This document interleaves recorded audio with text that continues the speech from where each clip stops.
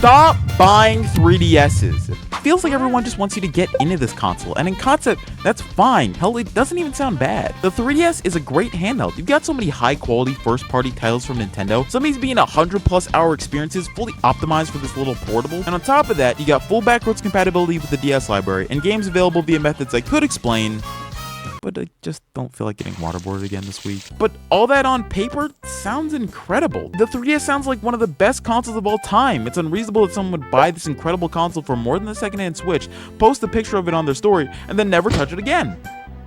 Yeah, that is unreasonable. Why is everybody doing that? But still, looking at face value, that doesn't look like it does much harm to anything but your Venmo balance. But when you dig into it, these patterns of behavior can have a major impact on the retro gaming market as a whole. But in order for you to fully understand how harmful this can be, I need to dissect the thought process of your average modern 3DS buyer. You might be on TikTok or any other social media platform when you stumble upon a video like this. Just some guy showing off his 3DS online all aesthetically, and you're like, I had one of those back in the day. That was my childhood. So you think, hey, why not check on eBay to see if I can get a little hit of nostalgia again? And sure, you might be strapped for cash, but you can't put a price on memories.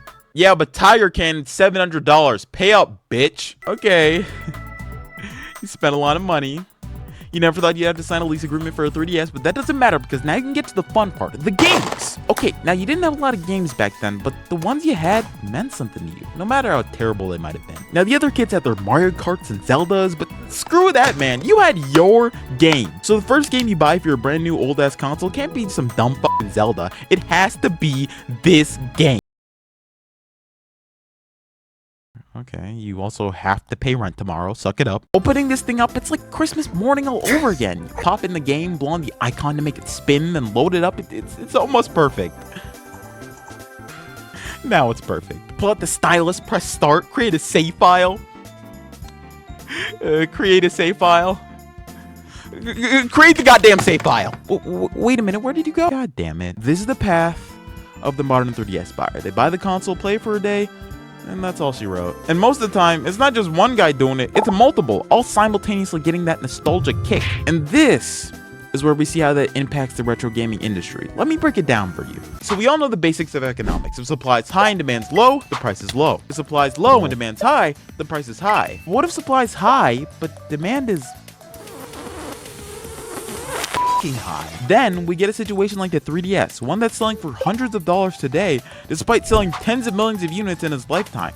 Why are we seeing this kind of behavior? Well, it's because of trends. Trends that get large groups of people suddenly interested in older consoles like the 3DS. So what's your point? Money's still going into the industry, money that funds game stores and online shops. Well, the problem isn't about the money that's going in, it's more about how. If we look at the habits of the people buying these trending games and consoles, they generally buy the thing, inflating the price, then that's it, they're gone. So you'd expect the prices from there to decrease, but that's the problem. They generally don't drop back down to their pre-spike value. A game that was $20 can go up to $60 post-spike. And if you extrapolate that out to the entire retro gaming market, you start to see why prices are so damn high.